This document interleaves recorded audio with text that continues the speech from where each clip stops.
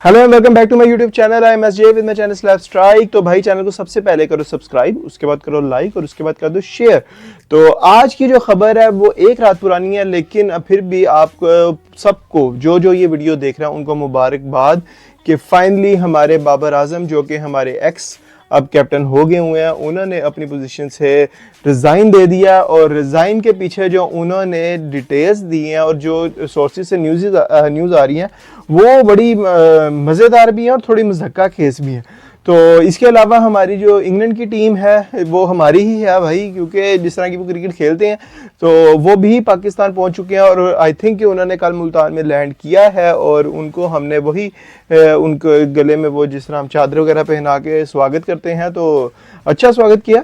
तो सबसे पहले हम बात करेंगे हमारे बाबर आजम की, और बाबर आजम से रिलेटेड यही बात है कि उन्होंने जो उनसे रिज़ाइन कर दिया। और मुझे समझ नहीं आती पाकिस्तानी एक क्रिकेट टीम जो उनसी है ना, वो इतने अरसे दराज से ना नीचे से नीचे नीचे से नीचे नीचे से नीचे जाती जा रही थी। अकेला प्लेयर था ये पिछले कोई 8-9 साल जब से क्रिकेट, बल्कि जब से क्रिकेट में आया ना तब से लेके अब तक मुझे नहीं याद पड़ता कि इस जैसा क्रिकेटर हमें कोई पिछले कोई 15-20 सालों में मिला है जिस तरह का ये क्रिकेटर है। हर बंदा था दिहाड़ी वाला था, वो दिहाड़ी लगाता था, निकल जाता था। कोई ऑलराउंडर आता था, बैटिंग में चलता था, खुद को कहता था मैं बैटिंग ऑलराउंडर हूँ। वो बॉलिंग में चलता था, वो कहता था मैं बॉलिंग ऑलराउंडर हूँ। तो बड़े ऐसे तरह से हमारी टीम ना ऐसी चल रही थी, बाकी सारी दिहाड़ियाँ चलती आ रही थी। लेकिन अगर हमें कोई लेजेंड प्लेयर मिला था ना तो वो ये था बाबर आजम। ये इतनी कंसिस्टेंसी थी ना इसके अंदर, इसकी क्रिकेट इतनी नीट थी, ये प्लेयर इतना बड़ा था, तो हमें इज्जत रास नहीं आई। और हमने इसके सर के ऊपर जिस तरह कप्तानी का भार रख दिया, और हमारे हिस्ट्री उठा के देख लें, हमारे ना हमेशा से कैप्टन का इशू ज़रूर है टीम के साथ, और उसी कैप्टन के इशू की वजह से टीम में ग्रुपिंग हो जाती थी। जब ग्रुप हो जाता था तो फिर टीम में यूनिटी नहीं रहती थी। जिस तरह अभी भी हमारे जो वो गैरी क्रिस्टन उन्होंने बोला कि भाई हमारी टीम में यूनिटी मुझे जो सी है ना वो चाहिए।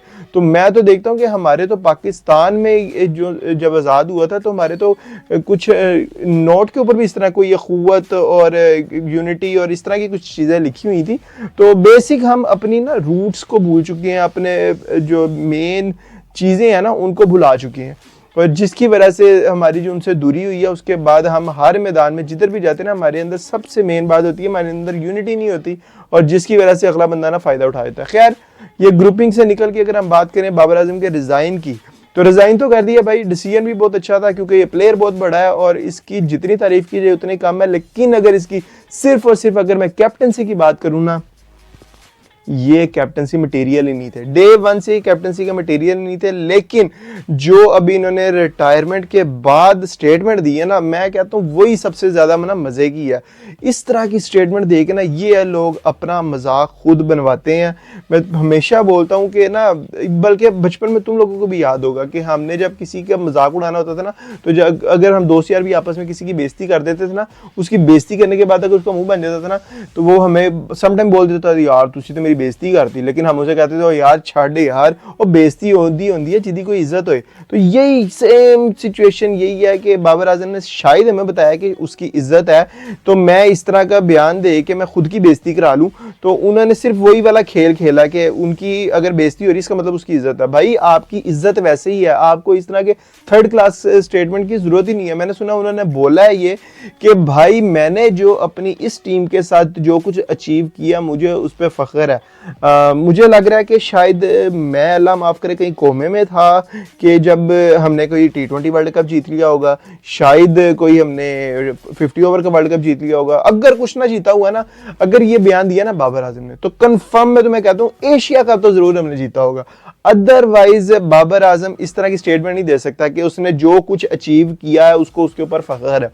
क्योंकि क्या अचीव किया हमने क्रिकेट के अंदर पास्ट, जब से आप कैप्टन है, कौन सी ऐसा कप था, ऐसी मेजर चीज थी जो कोई भी ट्रॉफी कर लो, कौन सी हमने अचीव किया भाई? कुछ भी हमने अचीव नहीं किया। इतने अरसे दराज से हमारी क्रिकेट नीचे से नीचे जाती आ रही है। और अगर आपको पास में भी याद हो ना, 2017 की हमने चैंपियंस ट्रॉफी जीती जरूर थी, उससे पहले भी हमारी टीम जो सी है वो 8वें नंबर पर ही थी। हमने दरमियान में चैंपियंस ट्रॉफी जीत ली, उसके बाद हमारी सारी परफॉर्मेंस, सारे प्लेयर, सब कुछ कारपेट के नीचे गया और हमारी टीम को बना दिया कि यार ये चैंपियंस है। लेकिन उसके बाद से चलते आते आते आते जो हमारी क्रिकेट का अब हशर हो गया है ना, ख़ास तौर पे जब से वो एशिया कप का इंडिया वाला मैच हुआ है, जिसमें पहले मैच में तो बारिश हो गई थी, दूसरे मैच में जो इंडिया ने हमें लताड़ा था, वो मैच जो सा ना अभी तक हमारी जड़ों में बैठा हुआ है। और बाबर आजम को भी मैं कहूँगा वही वाला मैच ले डूबा है, क्योंकि उसके बाद हमारी टीम कभी उठी नहीं, कभी भी नहीं उठी हमारी टीम। उसके बाद बाबर आजम की अपनी परफॉर्मेंस भी जो से देखना ना, लास्ट कुछ अरसे से वो डाउन से डाउन ही होती जा रही है। हम यही कह रहे थे कि यार जितना बड़ा ये प्लेयर है ना, इसको फाइनली अब कम से कम डिसीजन लेना चाहिए कि यार नहीं, मेरे से अगर ये नहीं हो पा रहा ना, तो मेरी अपनी गेम खराब हो रही है, मेरी अपनी भी रिस्पेक्ट है, मेरी गेम की कोई रिस्पेक्ट है, मेरी क्रिकेट से एंगेजमेंट कुछ और है। लेकिन ये टीम ने की जो कैप्टनसी है ना, ये जो बर्डन मेरे ऊपर डला हुआ है ना, मैं इससे निकल के ना मैं कुछ परफॉर्म करूं, अपनी टीम के लिए कुछ इस तरह करूं, तो वो अपनी टीम का कोई इस तरह का हिस्सा बन सकते हैं, बल्कि वो है और वो बहुत स्ट्रांग प्लेयर है और उन्हीं की हमें ज़रूरत थी। फाइनली अब तो इन्होंने रिज़ाइन कर दिया, तो देखते हैं क्या बनता है। लेकिन मुझे ना इसके अंदर एक चीज़ की हैरानगी जो बहुत ज़्यादा है ना, वो है Ahmad Shahzad.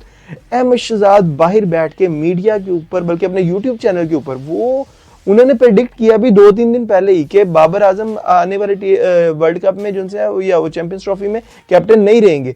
I don't know कि उनको ये वाली न्यूज़ कहाँ से मिली है और किस तरह उन्होंने ये बयान दे दिया। ये बंदा भी ना कुछ इसके, बल्कि कुछ ना कुछ नहीं, जो इसके मुंह में आता है ना, ये भी बंदा बोलता है, ये भी कहता है यार मेरे मुंह का ना कोई अल्फाज, कोई ऐसा लफ्ज, कोई ऐसी बात रह ना जाए कि जो एंड पे मैं अपने साथ ले लूँ, तो जो मेरे मुंह में आ रहा है मैं निकाल ही हूँ। अच्छा बुरा अगला बंदा बाढ़ में जाए, मैं ये जो है ना मुंह से निकालना ही निकालना है। अगर इसके अलावा हम बात करें ना, तो कुछ सोर्सेज से न्यूज़ ये भी आ रही है कि बाबर आजम ने जो कैप्टनसी छोड़ने का डिसीजन लिया है, वो इस वजह से नहीं लिया कि वो अपनी टीम के लिए कुछ परफॉर्म करना चाह रहे थे, बल्कि अड्डे चल रहे हैं भाई हमारी टीम में। उसने अड्डा लगाया, उसने कहा कि अगर तुम मुझे वनडे की से कैप्टनसी से हटा रहे हो या T20 की कैप्टनसी से हटा रहे हो और किसी और को लेके आना चाह रहे हो, तो भाई मैं जो है ना किसी एक की नहीं करूँगा। मुझे दोनों दोगे तो दोनों की कैप्टनसी में कर लूँगा, लेकिन एक ही मैं नहीं कर सकता। तो फिर उनसे गुजारिश की गई अगर आप एक ही नहीं कर सकते तो फिर आप दोनों की ना करें। तो उसने कहा कि ठीक है मैं दोनों की नहीं करता। तो ऐसे अड्डे चल रहे हैं यार, मतलब कि ये इंटरनेशनल टीम है, ये क्या थड़े की टीम है। गली मोहल्ले की टीमों में ऐसा नहीं होता। हम खुद किसी और को ना अपनी क्रिकेट जो खेलते हैं, गली मोहल्ले की टीमों में ना हमें होता था एक हमारा कैप्टन होता था और हम उसी कैप्टन के ऊपर ना पूरी टीम डिपेंड कर रहे होते थे। वो हमें कहता था कि भाई इतने बजे इकट्ठा हो जाना, और उसका काम ही ये होता था कि वो इकट्ठा करे लोगों को, और हम कहते थे कि भाई तू कैप्टन है। लेकिन पता नहीं यहाँ पे कौन सा कैप्टनसी का ऐसा लालच छूटता जाता है कि यार इनको हर एक फॉर्मेट में बनना है। मैं फिर कहूंगा कि बाबर आजम क्रिकेटर बहुत बड़ा है, लेकिन इसके इस तरह के डिसीजन जो है ना, ये आई थिंक कि इसका जितना ऊंचा कद है ना अपनी गेम के लिहाज से, उस कद से ये नीचे उतर के गुफ्तगू करते हैं, जो कि मुझे लगता है कि नहीं होनी चाहिए। इस तरह की गुफ्तगू नहीं होनी चाहिए। कोई बेहतर, कोई प्रोडक्टिव जो है ना वो आपकी होनी चाहिए अप्रोच। और उसके अलावा जितने बड़े आप प्लेयर हैं उस लिहाज से आप अपना शो तो करें, टेम्परामेंट तो शो करें कि यार मैं बड़ा प्लेयर हूँ, मेरा टेम्परामेंट भी इतना स्ट्रॉन्ग है और मैं इतना बेहतर हूँ, बल्कि दूसरों से अलग हूँ। तो खैर अब बाबर आजम तो चले गए, लेट्स सी। अभी जो नाम आ रहे हैं वो वनडे में तो मोहम्मद रिजवान का ही नाम आ रहा है कि वो हमारे कैप्टन होंगे, और जो हमारी T20 है उसके अंदर मुझे लग रहा है कि ऐसी फीलिंग आ रही है और नाम भी आ रहा है कि मोहम्मद हारिस होंगे। तो मज़ा तो तभी आना है जब फिर से 3-3 कैप्टन खेल रहे होंगे, रिजवान भी इसी टीम का हिस्सा होंगे, मोहम्मद हारिस आके कैप्टनसी कर रहे होंगे, नीचे शाहीन अफरीदी बैठे होंगे, उधर शादाब खान बैठे होंगे। मुझे तो सिर्फ डर है ना तो वो हसन अली का, क्योंकि वो हमेशा बोलता था कि हमारा किंग सब कर लेगा। अब उसका कमबैक कैसे होगा, तो लेट्स सी आगे क्या बनता है। अगर हम इसके अलावा बात करें तो आप सबको एक और गुड न्यूज़ यही है कि इंग्लैंड वापस आ गया हुआ है। बस दुआ करें कि वो अपना जो सा है ऑस्ट्रेलिया और श्रीलंका वाला गुस्सा हम पे ना निकाले। बेन स्टोक बाहर बैठ के अपने जज्बात पे काबू रखते हुए उसने जो मैच देखा था श्रीलंका का, जिसमें वो पेल के चले गए हैं श्रीलंका वाले इनको होम ग्राउंड पे, तो मुझे तो यही डर है कि अगर इसको ने उस चीज़ का गुस्सा हम पे निकाल लिया ना, तो हम तो भाई पहले ही यहाँ पे बेइज्जत होके बैठे हुए हैं बांग्लादेश के हाथों। तो तुम भी अगर हमें बेइज्जत कर दोगे, हमें कोई फ़र्क नहीं पड़ने वाला कि तुम में ये फील हो ना कि शायद हम कोई गैरत खा के हम कुछ बेहतरी कर लेंगे। ना ना ना ना, ऐसा कुछ भी नहीं है। हम वहाँ के वहाँ ही हैं। तुम लोगों ने अगर बेहतरी करनी है ना तो तुम अपने कोई चेंज कर लेना, अदरवाइज हमने कुछ भी नहीं बदलना। तो अभी इंग्लैंड आ गया, स्टोक्सी भी आगे हुए हैं, इंजर्ड थे वहाँ पे तो ओले पॉप कर रहे थे क्या कहते हैं कैप्टनसी, लेकिन यहाँ पे अब बेन स्टोक मेरे ख्याल से पहला टेस्ट में अगर ना भी की ना, लेकिन दूसरे टेस्ट में वो बंदा वापस जरूर आएगा, क्योंकि ये टीमें जो सी है ना ये डोमिनेट करती हैं दूसरी टीमों के खिलाफ, चढ़ के क्रिकेट खेलती हैं, तो ये वैसी ही क्रिकेट मेरे ख्याल से पाकिस्तान के खिलाफ खेलेंगे। और आज आके फिर हम यहाँ पे बैठे हुए हैं, जो हमने टीम सेलेक्ट की हुई है, लेट्स सी मैंने जिस तरह पहले भी वीडियो में बोला था कि आमिर जमाल से सारी उम्मीद है, तो देखते हैं वो क्या करते हैं। तो अभी ये तो मैच 7 अक्टूबर से शुरू होंगे तो ही पता चलेगा। तो भाई आज के लिए तो इतना ही है। तो अगर अभी तक मेरे साथ जुड़े हुए और मुझे बर्दाश्त कर रहे हो तो चैनल को लाइक कर दो, शेयर कर दो, सब्सक्राइब कर दो। नेक्स्ट वीडियो तक के लिए अल्लाह हाफिज़।